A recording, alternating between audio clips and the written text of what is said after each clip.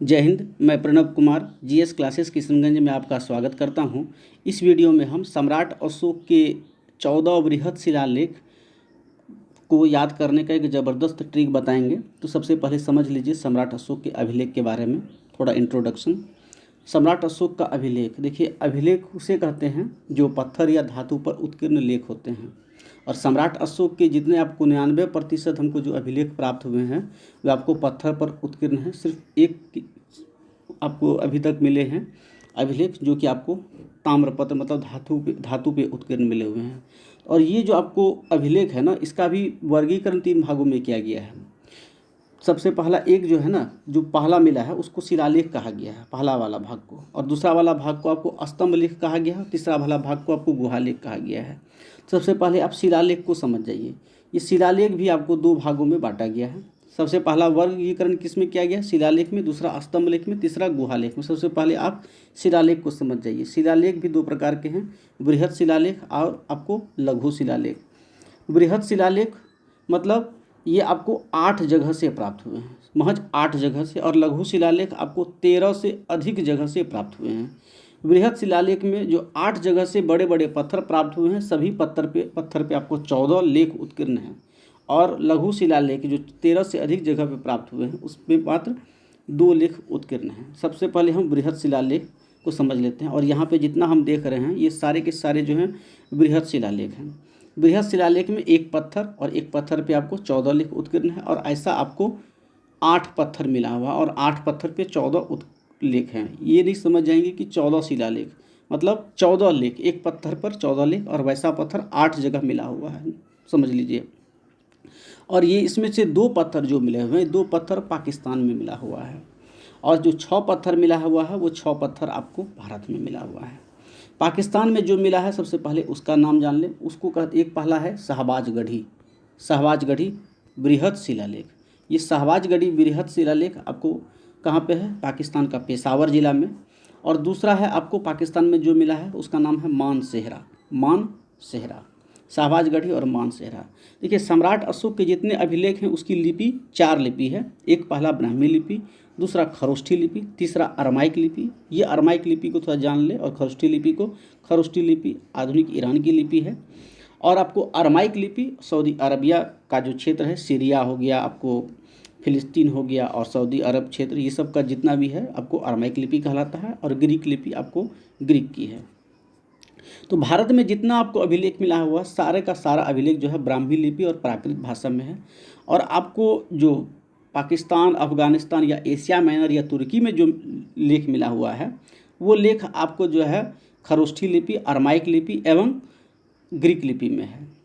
तो शाहबाजगढ़ी बृहद शिलालेख और मानसेहरा जो है ये आपको खरोष्ठी लिपि में है, खरोष्ठी लिपि में है। लेकिन भाषा जो है 4 लिपि है, लेकिन भाषा जो है 98% शिलालेख जितना मिला हुआ है उसका भाषा प्राकृत है। और जो आपको पाकिस्तान, अफगानिस्तान और एशिया माइनर में जो मिला हुआ है उनकी भाषा आपको ग्रीक एवं अरमाइक है, ग्रीक एवं अरमाइक है। इसलिए जबकि खरोष्ठी भाषा का यूज नहीं हुआ है, सिर्फ खरोष्ठी लिपि का यूज हुआ है। इसलिए शाहबाजगढ़ी और मानसेहरा आपको क्या हो जाएगा? ये खरोष्ठी लिपि होगा और भाषा प्राकृत होगा। क्लियर हो गया? मैं आप बृहद शिलालेख के बारे में सिर्फ समझा रहा हूँ। उसके जब भारत में आएंगे तो पहला गिरनार में, गिरनार मतलब गुजरात में। और यहीं पे क्या है? सुदर्शन झील है। और सुदर्शन झील को किसने बनाया था? पुष्यगुप्त ने बनाया था। जो पुष्यगुप्त चंद्रगुप्त मौर्य के क्या थे? राज्यपाल थे। सम्राट चंद्रगुप्त मौर्य के राज्यपाल थे पुष्यगुप्त।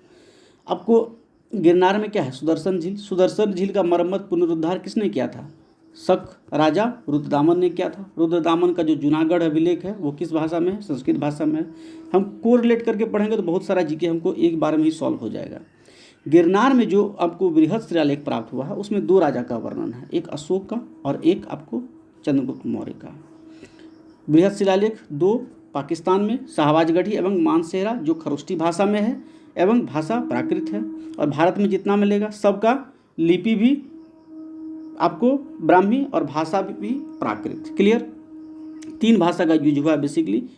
भारत में आपको ब्राह्मी लिपि एवं प्राकृत भाषा, और पाकिस्तान एवं गंधार में जो हुआ है वहाँ पे अरमाइक लिपि, अरमाइक भाषा एवं ग्रीक लिपि एवं ग्रीक भाषा।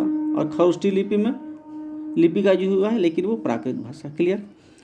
गिरनार क्लियर हो गया, पाकिस्तान का 2 क्लियर हो गया, 3 हो गया। अब आते हैं कालसी। ये कालसी आपको उत्तराखंड में है, देहरादून में कालसी बृहद शिलालेख। कालसी के बाद आता है सोपरा। ये सोपरा जो है बृहद शिलालेख, मतलब ऐसा पत्थर, इस पर 14 लेख लिखा हुआ है, ये महाराष्ट्र में है। उसके बाद आंध्र प्रदेश में एक है जिसका नाम है एरागुड़ी। और एरागुड़ी जो बृहद शिलालेख है उसकी विशेषता है, उसमें जिस भाषा तो प्राकृत है लेकिन लिपि जो है एकदम उल्टा पुल्टा है, इस तरह से लिपि लिखा हुआ है, मतलब सर्पिल आकार का लिपि का यूज हुआ है, चित्रात्मक लिपि, मतलब ऐसा लिपि जो आपको सिंधु घाटी सभ्यता में यूज होता था, left to right left to right left to right, सर्पिल आकार का। क्लियर, एरागुड़ी की विशेषता है। तो 2 हो गए, 2 पाकिस्तान में, 1 कालसी में 3, 1 गुजरात में 4, 1 सोपरा में 5, 1 एरागुड़ी 6, और 2 जो प्राप्त हुआ है, 2 हमको कलिंग में प्राप्त हुआ है। ये नोट डाउन कर लीजिएगा, 2 कलिंग का मेन, उसका नाम है जौगड़ और एक का नाम है धौली। जौगड़ में जो पत्थर प्राप्त हुआ है उसमें 14 लेख के बजाय कैसा लेख है वो बता रहे हैं, और धौली में, ये दोनों कलिंग में है, इसलिए इसको पृथक कलिंग प्रज्ञापन या सेपरेट कलिंग एडिक्ट्स भी कहते हैं, या पृथक वृहद शिलालेख। क्वेश्चन दे सकता है पृथक वृहद शिलालेख का कौन सा उदाहरण है, तो जौगड़ एवं धौली जो कि कलिंग में मिला हुआ है, या सेपरेट कलिंग प्रज्ञापन किसे कहा गया है, या पृथक वृहद शिलालेख का उदाहरण कौन सा, दोनों तरफ से क्वेश्चन। जौगड़ एवं धौली जो कलिंग में प्राप्त हुआ है। देखिए मैंने कहा सब पत्थर पे 14 लेख है, तो इसमें क्या है, धौली एवं जौगड़ में 1 से लेकर 14 तक तो लेख उत्कीर्ण है। 11, 12, 13 का स्पेस छोड़ दिया गया जगह, सीधे 14 है, और एक लाइन दिया हुआ उसके 1 और 2, और यही इस तरह का जो दोनों में जो उत्कीर्ण है उसी को क्या बोला जाता है, पृथक वृहद शिलालेख, सेपरेट कलिंग एडिक्ट्स, पृथक कलिंग प्रज्ञापन, धौली एवं जौगड़ में प्राप्त हुआ है। क्लियर। अब हम क्लियर कर देते हैं कि ये 14 शिलालेख किस किस प्रकार से हैं। देखिए 269 ईस्वी में अशोक गद्दी पर बैठते हैं, 261 में कलिंग युद्ध लड़ते हैं। कलिंग युद्ध लड़ने के बाद उनका हृदय परिवर्तन हो जाता है, वो निगरोध नामक बालक का प्रवचन सुनते हैं, सिंहली साहित्य, दीपवंश महावंश के अनुसार, एवं दिव्यावादन जो बौद्ध राजाओं का वर्णन जिसमें है उसके अनुसार उपगुप्त के संपर्क में आकर के बौद्ध धर्म के अनुयायी बन जाते हैं, और शिलालेख का बृहद पैमाने पर प्रचलन करते हैं। शिलालेख वस्तुतः सम्राट अशोक के आदेश होते हैं। तो देखिए शिलालेख, और ये बृहद शिलालेख हैं। याद करने का तरीका क्या करते हैं, पूरा मानव को मारते हैं, बच्चा को मारते हैं, महिला को भी मारते हैं। उसके बाद ऐसा कानून लगाते हैं कि पशु भी नहीं मरेगा, पशु बलि नहीं होगा। दूसरा में पशु के लिए अस्पताल होना चाहिए। अस्पताल मतलब अगर पशु को चोट भी लग गया है तो चिकित्सा सुविधा उपलब्ध होनी चाहिए। पशु मरेगा नहीं, पशु के लिए अस्पताल बनेगा, और इसके लिए एक पदाधिकारी नियुक्त होगा जो देखेगा, देख रेख करेगा कि क्या सही में पशु बलि नहीं हो रहा और पशु को चिकित्सा सुविधा उपलब्ध हो रहा है। तो ये जो पदाधिकारी था 3 नंबर पे, इसको प्रतिष्ठा कहा गया। तो 3 लेख हो गया, पहला में पशु बलि नहीं होगा, दूसरा में पशु के लिए चिकित्सा सुविधा उपलब्ध होगा, तीसरा में क्या हो जाएगा, एक अफसर नियुक्त होगा जो देखेगा पशु बलि नहीं हो रहा है, साथ ही साथ पशु को चिकित्सा सुविधा उपलब्ध हो रहा है कि नहीं हो रहा है। पहला जो शिलालेख में वो पशु बलि निषेध के साथ साथ दक्षिण भारत का राजा चूलचेर पांडे का भी उल्लेख है। तो 3 क्लियर हो गया, 3 एक लाइन से 3 हमको समझ में आ गया। पहला पशु बलि निषेध प्लस दक्षिण भारत के राजाओं का उल्लेख। दूसरा हो गया आपको जो क्या होगा, पशु के लिए चिकित्सा सुविधा, साथ ही प्रजा के लिए चिकित्सा सुविधा उपलब्ध होना चाहिए। तीसरा के लिए क्या हो जाएगा, एक अफसर नियुक्त होगा, उस अफसर को प्रतिष्ठा कहा गया है, नोट कर लीजिएगा। इसी प्रतिष्ठा को हर 5 वर्ष जो है अपने क्षेत्र में भ्रमण करने के लिए कहा गया है, ताकि देखिए धर्म का पालन हो रहा है कि नहीं, अर्थात पशु बलि नहीं हो रहा है और लोगों को पशु को चिकित्सा सुविधा उपलब्ध प्राप्त हो रहा है कि नहीं। क्लियर हो गया। तो ये आपको दिया हुआ है, 3 क्लियर हो गया। अब हम चौथा, 5वां और 6ठा तीनों को एक कतार में याद कर लेते हैं। तो ये अफसर नियुक्त किया, तो इससे पहले अशोक भी कुछ करेगा। तो चौथा में अशोक क्या बोलते हैं, मैं भेरी घोष नहीं करूंगा और धम्म घोष करूंगा। भेरी घोष का मतलब होता है युद्ध, और धम्म घोष का मतलब होता है सदाचारी जीवन अपनाऊंगा, विचार में पवित्रता लाऊंगा, दया रखूंगा, अहिंसा को अपनाऊंगा, अहिंसा के मार्ग को अपनाऊंगा। तो ये हो गया मतलब चौथा में भेरी घोष के बदला धर्म घोष। अब भेरी घोष के बदला जब सम्राट ने निर्णय ले लिया तो क्या करेगा, पंडित लोग को नियुक्त करेगा। तो धम्म महामात्र को नियुक्त करने का बात कहा गया 5वां में धम्म महामात्र को नियुक्त करने का बात कहा गया। धम्म महामात्र क्या करेगा, घर घर जाएगा और लोगों को एथिक्स का जानकारी देगा। ETHICS, एथिक्स का मतलब हो गया नैतिकता का ज्ञान देगा। और ये आपको IAS सिविल सर्विस में एथिक्स का एक सब्जेक्ट भी है। और समझ लीजिए आज अगर एथिक्स धर्म महामात्र का नियुक्ति हो जाएगा तो लोग क्या हो जाएगा, तो लोग भ्रष्टाचार नहीं होगा। जबकि लोगों का क्या शौक रहता है, छोटा बड़ा अफसर मिल जाए, घूस खमाए। तो ये लोगों में नैतिकता नहीं है, तो इसलिए नैतिकता के लिए लोगों के लिए धम्म महामात्र का नियुक्ति किया गया था बड़ा पैमाने पर।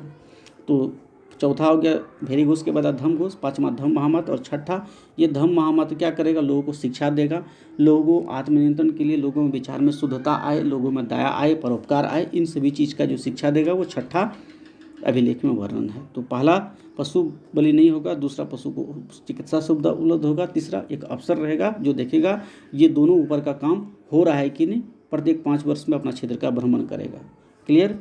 चौथा में भेरी घोष नहीं होगा, धम्म घोष होगा, मैं पंडित नियुक्त करूंगा, और पंडित क्या करेगा, लोगों को शिष्टाचार देगा, मतलब लोगों को शिक्षा देगा, धर्म आत्मनियंत्रण का शिक्षा देगा, विचार में शुद्धता लाने का शिक्षा देगा। क्लियर हो गया।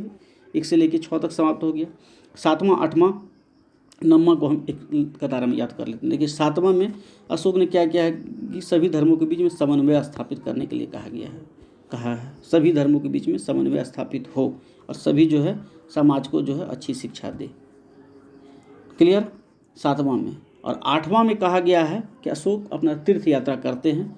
10वां वर्ष में बोध गया जाते हैं, 12वां वर्ष में निगाली सागर जाते हैं, ये निगाली सागर नेपाल में ही है, और यही कनक मुनि का भी चर्चा है निगाली सागर में भी।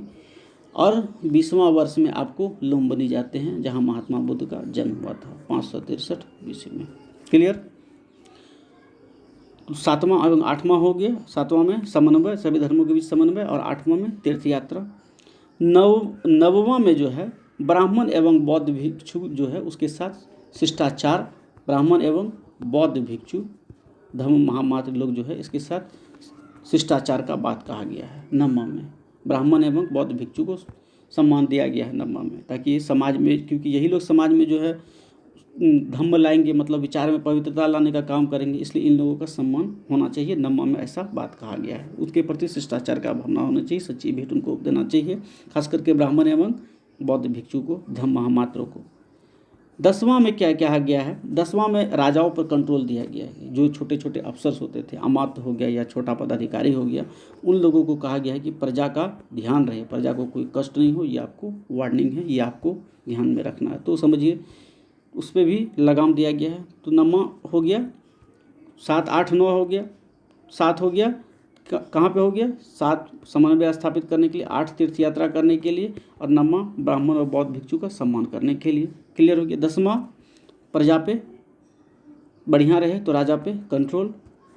11वां में धम्म का स्पष्ट व्याख्या किया गया है। 11वां में क्लियर। धम्म मतलब अशोक का धर्म मतलब क्या है, पवित्रता, विचार की शुद्धता, कोई देवी देवता को मानना नहीं।